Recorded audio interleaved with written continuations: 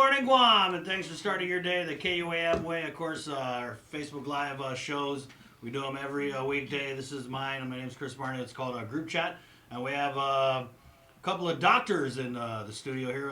Dr. Nerissa Underwood, and of course, her significant other, Dr. Robert Underwood. And I just kind of wanted to debrief from that. I want to say a historic march for self-determination. I mean, I was thinking about the things that you've done and other pioneers in this movement of self-determination have done. And has anyone marched before? Because I feel like that's something you want to be like, hey, we marched for this. Because I'm sure you've demonstrated. Yeah, right? we've demonstrated, but I don't think we specifically have ever marched for tomorrow self-determination. And of course, Nerissa was in there from the very beginning. Right. And so she was telling me this morning, when we were beginning, there was less than 20 of us, and now there's, pretty near 2,000 of us. Right. So it's great. And there was a little bit of debate I saw on my Twitter feed. You said 2,000, but I heard actually it was 1,999. Yeah, and I told him, I said, it doesn't matter whether it was 1,100 or what. I said, I'm just so happy it was more than 20. Yeah, and I think it does matter. I think this was a statement because, and I thought it was interesting in the leading up to this march, you started to see the naysayers come out, and I don't want to single out my friend. Ram Mensch is my friend, and hey, a little lesson for everyone out there: you can actually be friends with people you don't agree with. It's actually healthy. So he had done a little talk the day before you did your not so little talk. And so I thought that was interesting, and I really felt like there was so much anxiety leading up to this march with the people who were participating in it, people who were down for the cause, and the anxiety was if we don't do this big, it's just going to give fuel to the opponents or the critics of more self-determination. So Yeah, there was a little bit of a risk involved in that, especially because you kept going out and saying that, this is going to be the biggest political rally Guam has ever seen. And it was. Yeah, and it was. So hey. But we were joking this morning that if we went out and sold shirts that said, I was there on September 2nd, 2019, we'd probably sell 5,000. Well, you got to get some shirts then. And people will say, I was there, I was there. Right. And so I guess just we'll start at the beginning. What was it like organizing this? Because I know you guys worked really hard, and I heard you talk about the other people who organized, because you were kind of like the most visible figure, being Robert Underwood and stuff, and there were other people. Oh yeah, there were a lot of other people. There was of course Miguel Bebacqua, Ken Cooper, Lola Leon Guerrero. There were Muñeca Flores. There were just bunches of people. Jesse Chargaleff, who many of them I've never really interacted much with before. But what they were doing was they were providing the framework for it. And then, we talked a lot, we gave a little guidance. I kept stressing to people that, emotionally, I think most people are with us. They just want to know that it's okay to demonstrate that. Right. And so you have to invite them to participate. You can't be drawing lines. And so I think the proof of that was omnipresent yesterday when people came out with their own signs. Yeah. Mm-hmm. And that's the sign of a grassroots movement. We didn't make signs and give it to them. Right. They made their own They were signs. very proud to have their own signs for their families, signs for themselves and their message. So that was incredible. It was a very moving event because people were happy to be there. They weren't angry. They were just happy to be there, and they met with other people, and the sun was brutal. Right.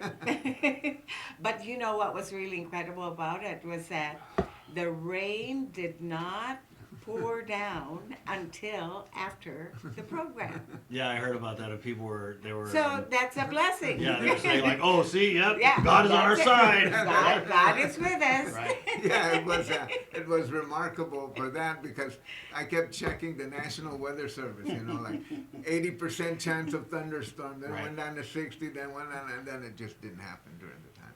And so, you guys were able to bring together all these different factions. I feel like it's a negative connotation, but these different groups together in one place. And I think that was the real success of it. Is that you have so many different groups, so many different focuses. There's the cultural dancers. There's the language revitalization people. There's obviously the self-determination groups, the task forces. The old school activists came out. I mean, Danny Pocket Jackson was there, and he was talking about when he was there at Adelude with Onget. And so I really thought it was. I was in Hong Kong for the weekend, so I wasn't there. But I was really up. I got up early, and I was watching all the stuff on social media, and it really made me proud. And that's what I thought was neat, is you guys were able to sell this as something that wasn't just for Chamorros, which I felt, and Jesse at the press conference, I felt like it was a successful rebranding, because you guys are able to get.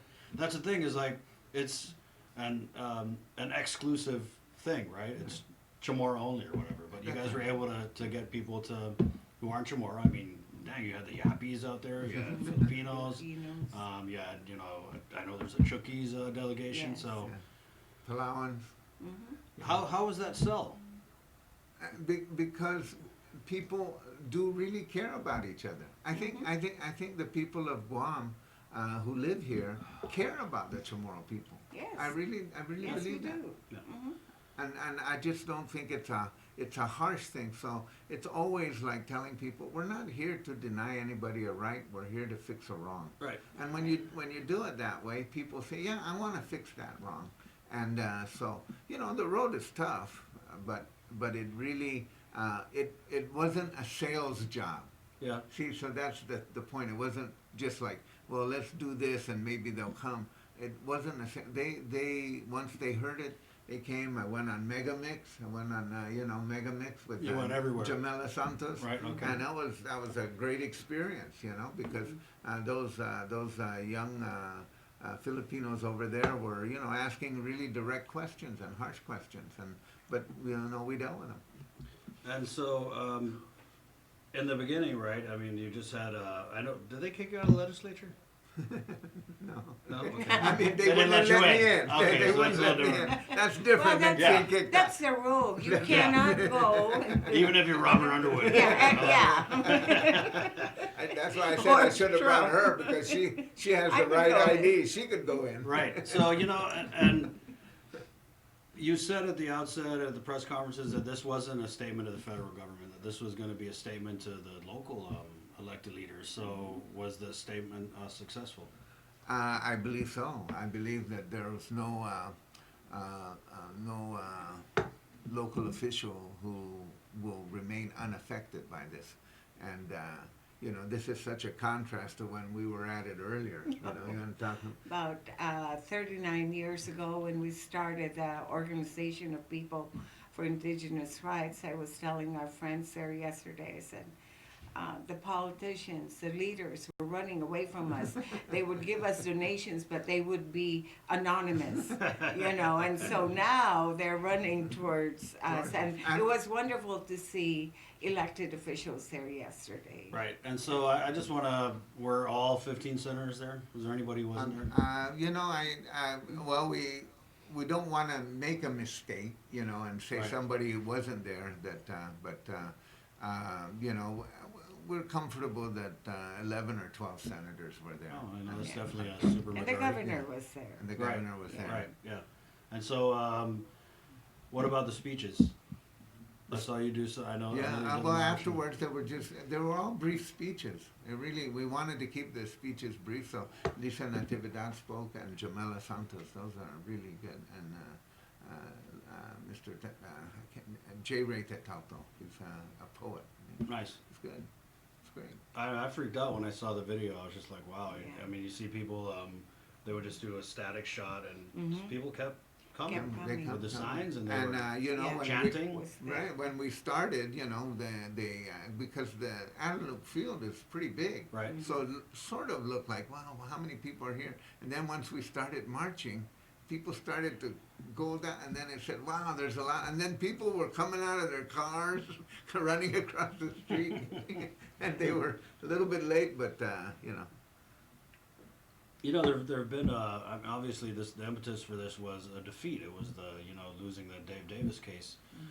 But, I feel like the time is right. You have these indigenous movements, not just on Guam, but around the world. You're starting to see more focus from the media on indigenous rights and indigenous movements. So do you think we're kind of at that point where everything's coming to a head, and maybe this is the best time? I mean, like you said, you did it 39 years ago, you had 20 people.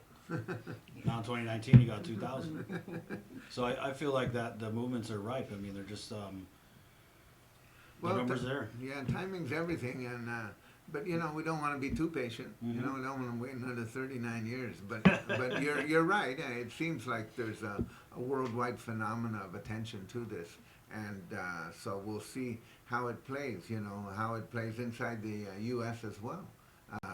Because we'll see how the people are running for president and what kind of environment this sets in terms of what to deal with indigenous people and what to do with territories. Right.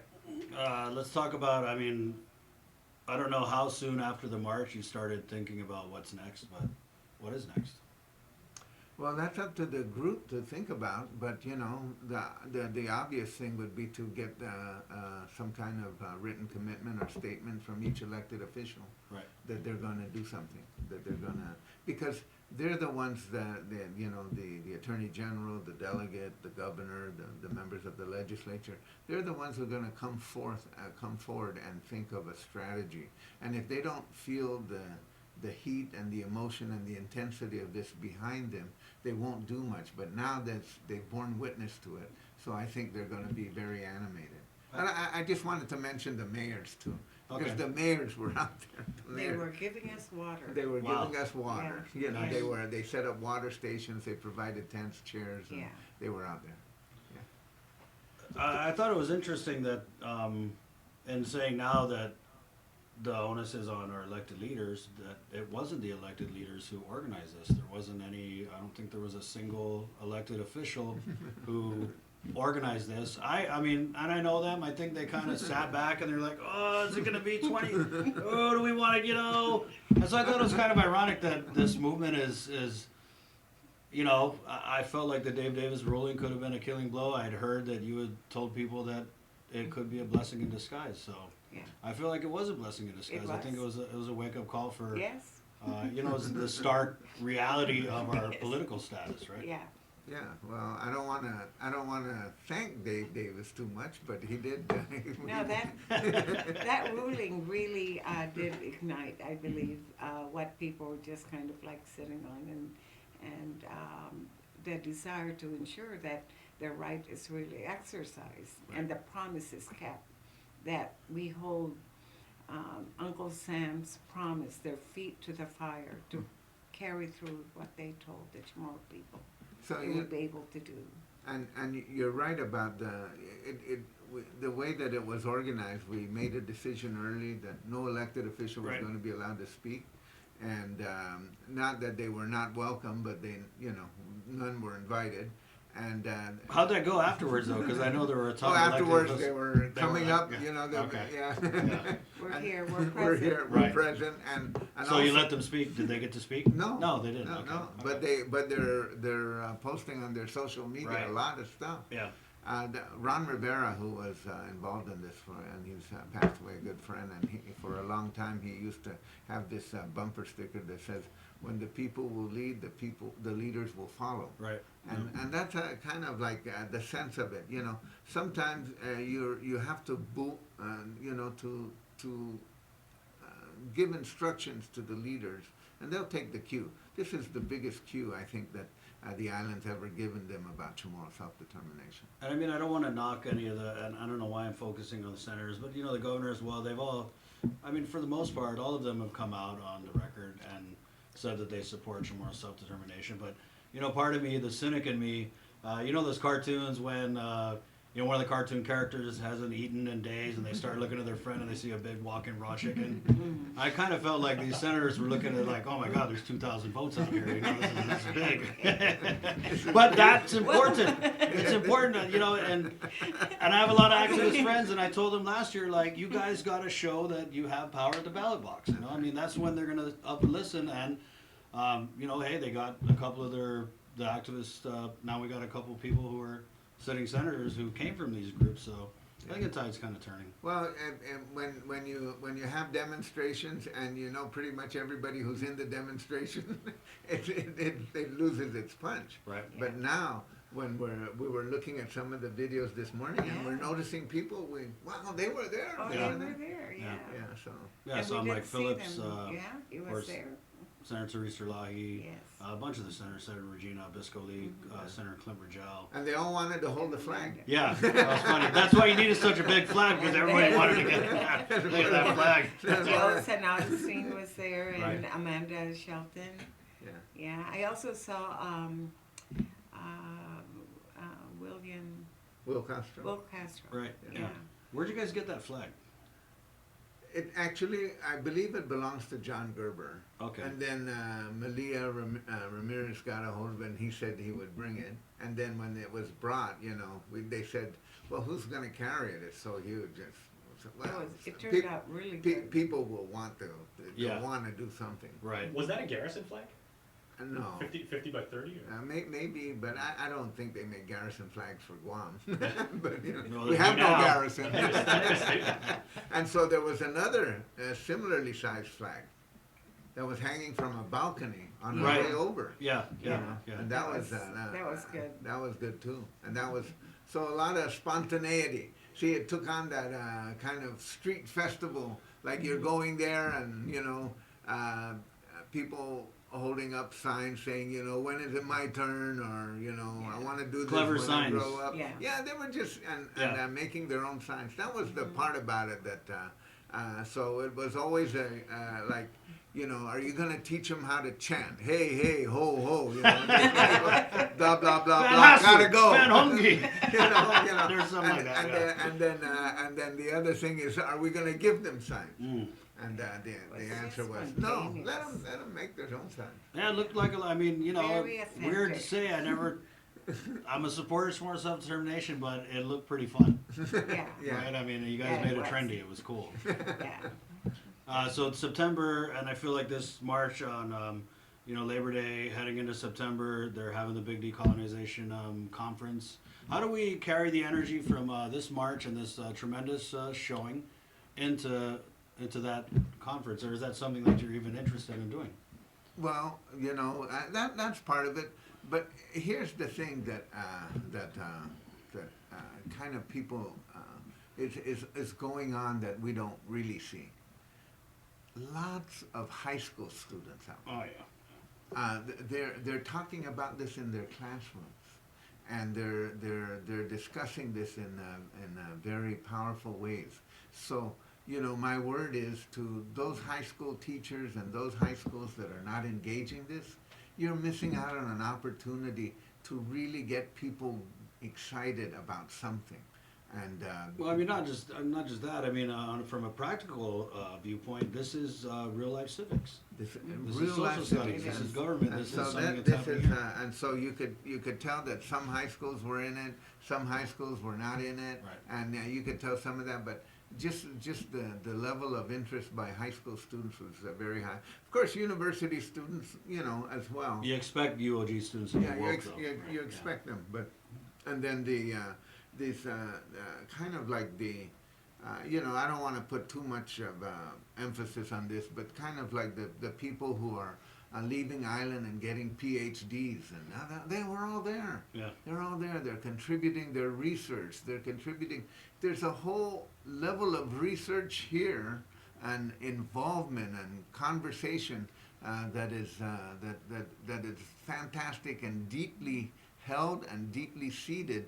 That you know we're going to have to contentment. Right, and I know you got a soft spot for academics, but what I liked was that there were so many grassroots people. I mean, Yeah. I see people who punch a clock 8 to 5 That's are out right. there with their families, and Oh, I think yeah. that's what this movement has kind of been missing. Because This a lot of times, grassroots. I'm not an academic, Yeah. but a lot of times I feel like in these movements, and I see it, outside looking in, is that when you have academics, talking to other academics, Yeah. it's just too academic, and it doesn't. It loses something in the translation where right. people feel like, because I mean, people think academics are elitist. I mean, Yeah. some people do, It's but hard to talk to them.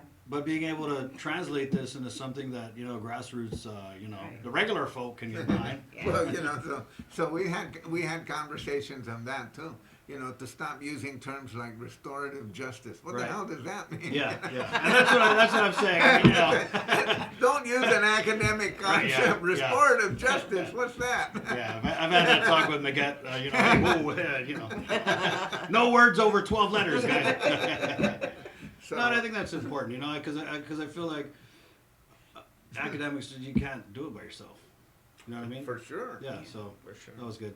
I want to, now that we're done breaking our arms, patting each other on the back for this march, I kind of want to switch gears here because, to quote my friend Julie Cesar Santos, there's a big, huge elephant in the room, and I feel like I want to wrap this by addressing these, the big, huge donkey in the room. Oh, All okay. right. Now All I right. know what you're Yeah, getting. so these allegations that the former chief of staff for Congressman Mike San Nicolas came out, and just so many levels. Sabrina Salas Mentanani did a great story yesterday. I feel like, and there's been different stories done in different media, but I really felt like hers kind of like encapsulated the whole thing. These allegations that Congressman Mike San Nicolas has allegedly been carrying on an affair for several years with a mistress, and that he's also allegedly used the office to, I guess, kind of facilitate this. And there's allegations of misuse of campaign funds. There's allegations that he forged his father's. There's just so much. I mean, and the affair, right? Whatever you want to talk about it, Chakma. I mean, okay, there's that. But I think the other issues that are brought up are kind of being maybe glossed over a little bit. But I just wanted to bring you on because as a former congressman, I'm pretty sure and people, they hate on you, and I just feel like if you're going to do something on a congressman, then, by comparison, you should interview, I don't know, a congressman who has similar experience. So that's it. I don't try and pit you against Mike or, I just feel like if we're talking congressman and there's a congressman around, then I want to bring you in for your perspective. So let's just talk about the ethical side real quick. Can a delegate to the U.S. Congress have a relationship with a staffer? Ethically and legally, is it covered in the rules? Those are two different dimensions. So I would say that I don't know what the current rules are legally, and in the past when this has happened, it was ruled that they could, but ethically, of course, that's a different set of challenges, and of course it's a very painful situation for his family in particular, and that should be, certainly considered as these stories go forward. But the ethical charge, if there's an ethical charge made, it's something that no sitting member of Congress can avoid. They'd have to deal with it, and so. This will certainly occupy a good part of his time. If it gets any further, and I think we're only in like the third day of this. That's right, and we don't. So in your opinion, in order for this to move, or to have a light shine on it on the federal level, somebody has to put their name on a piece of paper and file a complaint. I think as it currently stands, but there's two dimensions of this. One is the money that he's spending as a member of Congress, and then the money that he's spending in his campaign. Those are two different areas. So you can't, the Federal Election Commission will rule on one, and then the ethics charges, the House itself will deal with that. So let's just start on the campaign side. How how reasonable is it to think that the FEC is going to see these stories on KUAM or whatever stories in Guam and be like, oh, we got to look into that? Is that how it's done? No, I don't think so. So how's it done? Someone has to file a complaint. That and you know, to like if you're charging that he forged somebody's signature, the person's signature that he forged would have to come forward. Otherwise, it really doesn't mean anything. How does that work, though? I mean, you know, the allegation is that he forged his father's signature, and you know, I got sons, and if something like that happened, I'm not going to throw my son under the bus. Well, that's what I mean. That's the pain. That's the pain involved here. It's because it is highly personal, and you know, I think you know, Nerissa and I, we know all the principles involved, you know, and so it's very, very painful, and I think I certainly feel for them. Yeah, and I think it's very telling that we have, you know, the congressman. I mean, everybody knows this. He's really, really big on social media, and I think this is the longest he's gone without posting anything, without responding. I mean, usually if we do a story. Chris, if you consider that this really involves a very, it involves a relationship, involves wife, you know, being betrayed, if even just the allegations. So, you know, I wouldn't be surprised if they're just trying to deal with this amongst themselves. And so I believe we need to give them that space, and eventually they, you know, they can't avoid speaking to the media. The reporters would want to ask him, because he's our delegate, you know, what do you think about the march? Because, you know, Congress is going to play a big part in this. And that's So part of, you know, so those are things that eventually will have to be addressed. But I think right now, really, out of the kindness of our hearts, let's just let them deal with this personally. It will be addressed. Somebody's going to file a complaint, and you know. and I think, you know,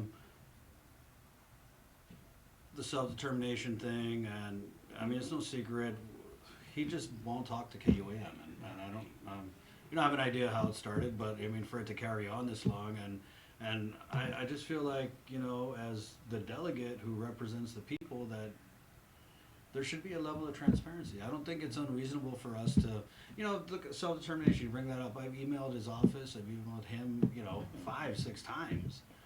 Not anything controversial, you know, what's your stance on self-determination? Are you completely writing off meeting with these activist groups? And, you know, just real basic general inquiries, nothing, you know, too probing, and we just don't get a response, so. And he was invited to attend, and he was and his office was invited to send representatives. But of course, you know, that's the one dimension is the personal, but the other is the political. And the political, this will be corrosive if he doesn't respond. Now, you know, maybe he needs a few days to respond, but he needs to respond, and he needs to respond to everybody. So, you know, because otherwise he pays a price for that, and he's going to, eventually he's going to come to terms with that. And then inside Congress, you don't know what the dynamics are, you know, because once people sense that you're weakened or you're wounded, You lose the clout. you lose whatever little clout you have. Yeah. So, I mean, yeah, I agree. I think he's definitely got to respond. I also agree with you. I think that, I mean, there's got to be some stuff going on the Yeah. family level. Tough. You know, I'm a divorced guy, and I've done things, you know, and I think at the end of the day, what you can do is try and make it right when you make Right. mistakes, you know. So Right. I do agree that he needs that time, but then on the flip side of it is on our end, and I think a lot of other media, is he's just not accessible. And he's only Well, accessible yeah. to friendly media, Right. or you know, they'll do this thing where people message him on Facebook and they say, oh, I messaged him on Facebook. But you know, as a media, Facebook is not an official channel. For me, I don't, Right. Facebook Messenger, no. I mean, I'm going to email you, I'm going to email your email account, and so not responding to this, Yeah. to me, it's not that surprising because he hasn't really responded to anything. And I think that's part of the Well, problem. that's part of the problem. And part of their responsibility as public officials is that we are accountable to the public. Yeah, and We that's just the other, are. We're yeah. being paid. And that's the By other the thing is public. like, you know, if you don't want the scrutiny, then, you Then know, don't get. Yeah. don't run for public office. That's right. You know, people are, the comments in the story, it's personal, you know, and then half of them are like, oh, well, so what? You know what I mean? Yeah. So there is that. I feel like the affair, that is, I think it's personal. But what you use the office for, to carry it out, to cover it up, to, you know, was there spending of congressional funds or campaign Right. funds? Those are the things that I think are relevant So- and in the public arena. So what I would hold his feet to would be the fact that a big march, a historic march from the people of Guam had just occurred regarding the tomorrow right to self-determination. Sir, we need a comment from you. What are you going to do to respond to the voice of the people? Now that, to me, you don't need a few days to address that. Yeah.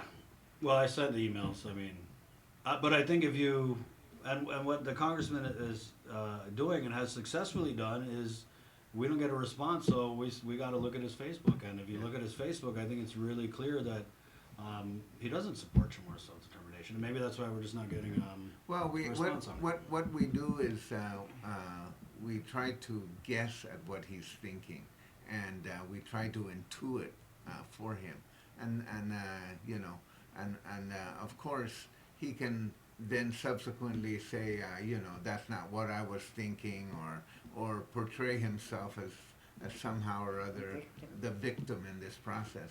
And in reality, in this whole saga, he is not the victim. Yeah. He is not the victim. A lot So of he- victims, but he doesn't want to. there's a lot of victims, but he's going to say that somebody is out to get him, and that may be true. But the what has been stated in public has to be responded to in public. He can't just guess that you know somebody's out to get him, because the person who has made John Paul Manuel has put his life on the line, And he's getting bashed for it. yeah, and he's put his name on the line for And this. that's another thing I'm uncomfortable with. So to me, this issue with these allegations that John Paul have made, I was talking to you guys before, I feel like it's just another drop in the bucket, because there's a lot of other things before this. There's this idea that people who go on social media and post anything critical of the congressman, they get dragged, cyberbullied. I mean, it's cyber. Let's just call it what it is. Right. It's cyberbullying, and it's not just these fake accounts. You've got like his brother, his staffers. I mean, I just can't wrap my mind around in 2019 to have a congressional staffer comment, I think it was to you, haters gonna hate. It's like, what kind of world are we living in? Like, you were a congressional staffer. You're not supposed to, hater gonna hate. It just, you know, it's, and I've never been one to believe in the decorum of the office, but I just never really saw it going this way. And, you know, if anything, at the end of the day, if nothing comes of this, if he's able to just not respond and it dies, or if no one files a complaint, maybe it'll be the Dave Davis for him. It'll be that wake-up call where he, you know, because I don't think that this is sustainable. It's not. I mean, there's constituents that he just won't address. There's media that he won't address. There's issues he just won't address. No, and you know, the people, because I've also emailed him, and I've made phone calls to his office that have gone unresponded to, but you know, the people who he does respond to, then they're encouraged to go on the media and say, see, he's responsive. Yeah. And it's just kind of It's childish, an artificial. Really. It's a kind of an artificial world. That's what I always tell students.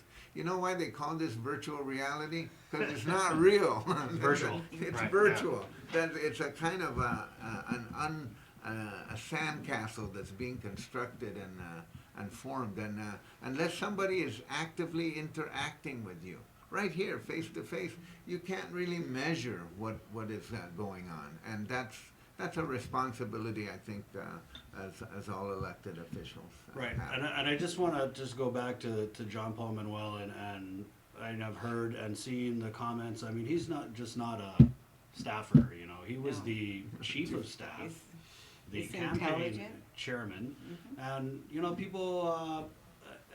It's really turned into shoot the messenger. Well, I mean, just full disclosure, he was supposed to come on the show this he morning. was, John Paul was a loyal staffer for Right. 5 years, not 1 year, not 2 years, Yeah. but for 5 years. is intelligent. He's always been there, always driven Mike wherever he needed to go. And so this took a lot of courage. Right, so let's just play devil's advocate here, and let's go to the other side of the fence. What do you say to those people who say, well, why now? Or, why didn't you do it back then when, you were signing things and arranging things and covering things up? Why didn't you come out and say anything then? Well, that's see, you cannot second guess John Paul because he's gone on the record. So why do we have to second guess him? That's the point. The onus should be on the delegate to now go on the record, and it's a really careful device to get people to start second guessing John Paul. Why should we second guess John Paul? He's rolled the dice. He's put it forward. So now we're gonna second guess him. Well, let's and in a way second guess him on it's seemingly on a kind of putting up a sort of a defense for the delegate. But anyways, we're This is and John Paul is not the only former staffer or former colleague or someone else who was in the San Nicolas campaign is his former campaign counsel, Carlo Diesel. And Carlo Diesel had posted on his Facebook, again 2019, just talking about Facebook is just kind of funny to me, but he posted something on his Facebook defending John Paul Manuel and expressing his disappointment. He said, hey, Congressman San Nicolas is someone I look up to. And I know this because my beat is Congress. I cover the congressman, that's just how it is. And so, in covering it, I've reached out to Carlo before for comment, and he just, I think there was a sense of loyalty there. And so for him to put this on his Facebook, and then there was another post where he said that the congressman should resign because and in this post he said he's about to become a national embarrassment. So what are your thoughts on that? him being a national embarrassment. Or just, because if somebody files an ethics complaint, what's the only way out?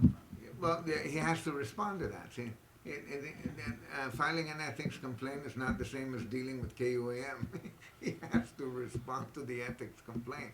So, but the issue for him is his own personal effectiveness as a member of Congress, because once people get a sense of this inside Congress, people are just not. Some people will.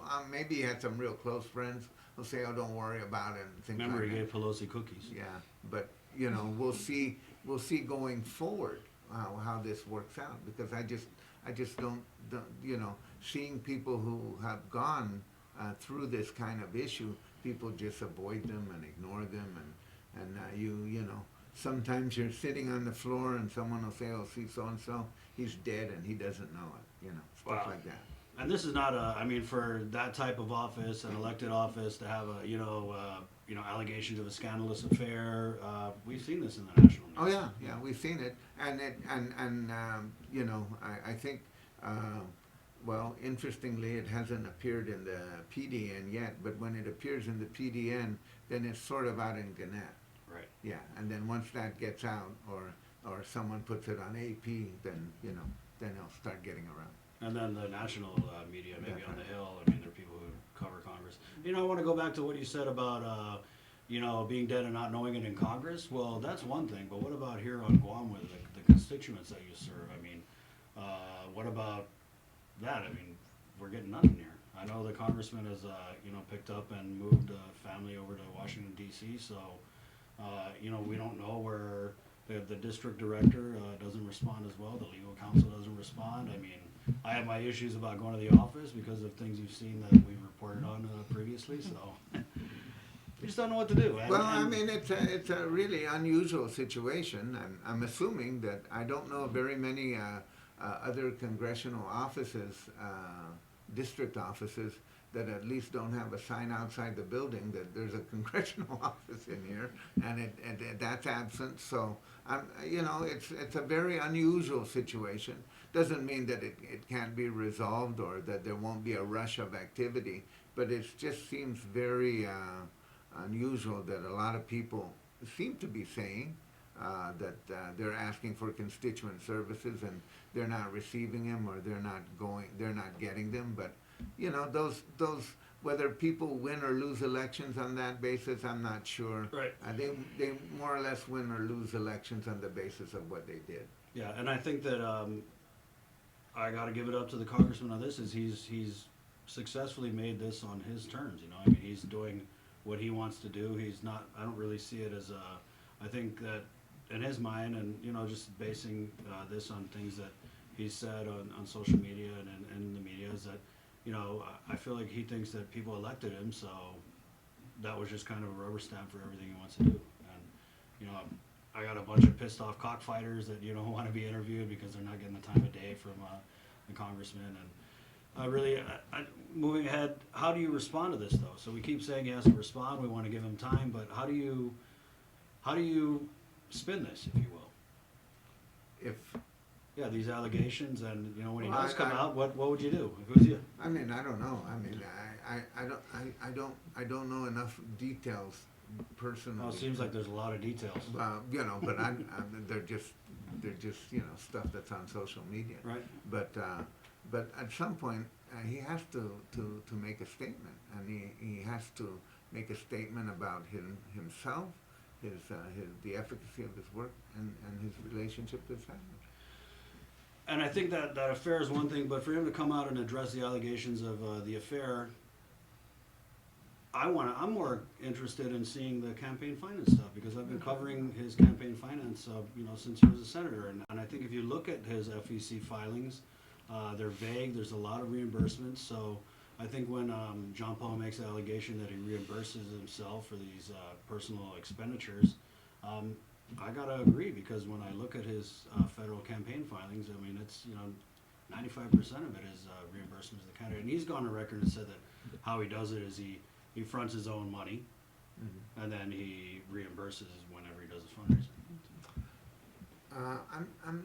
You know, it's been a while since I've done this, but normally the way you reimburse yourself from a campaign is that you give money to the campaign first, and you have to list it as a donation. You don't spend the money and then come back and say, I spent this money on my own personal behalf. That's not normally. You give, I say, well, I'm loaning the campaign $10,000, and then, you know, you get reimbursed for, Right. but for legitimate campaign expenses. But I don't know enough about what he filed.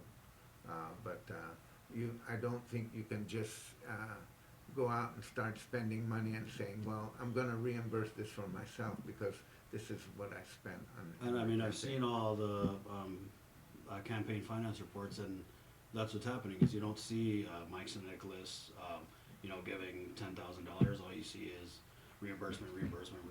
Well, that's very odd. That seems to me to be odd. Well, I've called the FEC on it, and they said that it wasn't normal. So I guess they agree with you. Yeah.